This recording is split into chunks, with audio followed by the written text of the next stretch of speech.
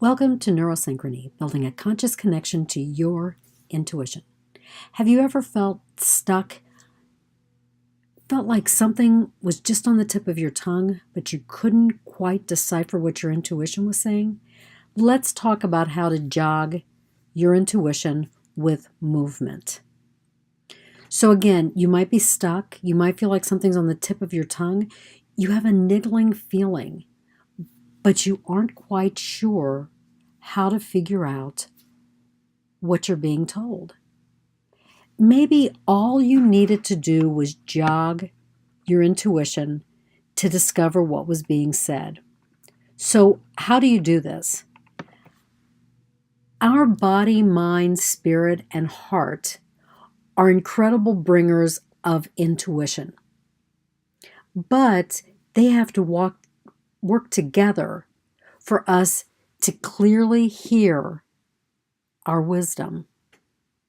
When all four pieces align, we more easily identify with our intuitive nudges. So that means that we can't be thinking about something that's going to happen in the future or ruminating over something that happened in the past. We can't be running here. We have to connect our body, our emotions, our thoughts, and our spirit. So when all four pieces are aligned, we can more easily identify an intuitive nudge when we receive it.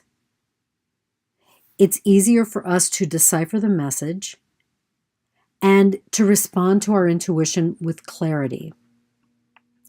When all four of our aspects are out of sync, our intuition must seep through the cracks of our being. So if you can think about it, if they're on an even plane, you create this runway for our intuition to land.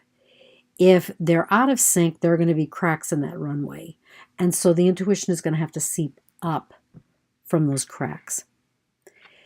As our intuition seeps up from those cracks, we receive it in fragments. And sometimes those little pieces just don't make sense. We might not even recognize what is being said because the ear of our heart is deaf and the eyes of our soul are blind to what is happening in the moment. So what I'm going to say to you when this happens, don't get hung up on what is happening. Just be with it. These are only temporary conditions. It is impossible for us to be 100% balanced and in sync 100% of the time. That's not going to happen. When we align our body, mind, spirit, and heart, we locate the missing pieces of our intuition and we're able to discern the message. So we're going to look at things and we're going to say, that was my intuition speaking. Or what that person just said to me, I now understand it in a different way.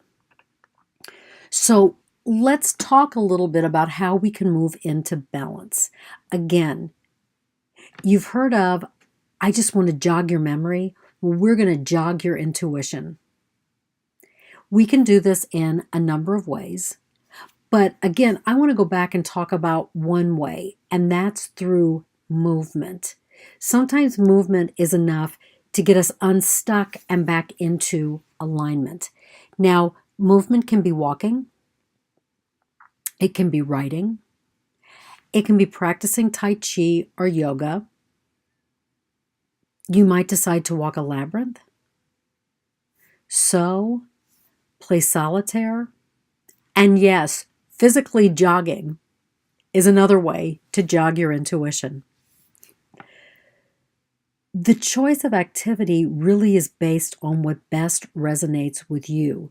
So you may want to experiment with the physical movement that really moves you into a place of intuitive awareness. Let's talk a little bit about how this works. Number one, you're going to want to decide upon a physical movement and activity, knowing that it's not static. If that doesn't work, you can move on to another one. So, but for this time, the example I would like to use is walking. Sometimes when I know that there's something just on the proverbial tip of my intuitive tongue, I'll go for a walk. I will fully engage in that walk. And sometimes I will need to be about a quarter of a mile down the road before I actually begin to feel the rhythm of my body, mind, spirit, and heart sinking. If I find my mind wandering, I return to the moment. So if I'm thinking about something that happened yesterday or something that might happen in a couple of days, I bring myself back to the moment. So some of the things that I might do is I might consciously roll heel to toe and then send off. So just to do that, roll heel to toe, heel to toe, heel to toe. I might consciously focus on my breath. So I might inhale with one step and exhale with another step. If those aren't working, then I notice the scenery, just to notice if there's anything in particular that is speaking to me. I don't try to decipher what I'm seeing. I consciously let go of my thoughts. And I don't worry if suddenly I am missing something. I'm noticing what is unfolding in the moment. What I will say to you is don't worry that you won't figure your intuition out. If you are conscious and intentional, it will come to you. But for now, enjoy the freedom of being in the moment. Notice how your body, mind, spirit, and heart are aligning with each step. Open yourself up. Really notice how life speaks to you. And then as an objective observer, notice what pops out at you. Now, sometimes what happens is everything clicks. And I might get an image, I might get a word in my mind, something that really tells me intuitively what is going on with me. This is seldom the last step for me. When I get home from my walk, what I will do is sit down with my journal and consciously and intentionally journal about it. And that's another form of movement. Pen to paper. I am actually, what I feel like sometimes is I'm actually making my intuition, those intuitive nudges, concrete. And things flow ink to paper, that I understand my intuition in a different way. So you might find that you're going to add a couple of different kinds of movement to what you're doing to get that intuitive nudge to surface. What I always do after I get it is just to sit back and ask for clarity. And then I notice what happens. So again, let's talk about this. If one form of movement doesn't work, try another one. Deepening your connection to your intuition takes practice. Practice doesn't make perfect, but gosh, practice makes you get a whole lot easier at noticing your intuition. It's also to realize that each of us are unique. Each of us falls somewhere along the intuitive awareness continuum, and that's okay wherever we are. We're a work in progress. The more we practice, the farther along we will be. So find what works for you.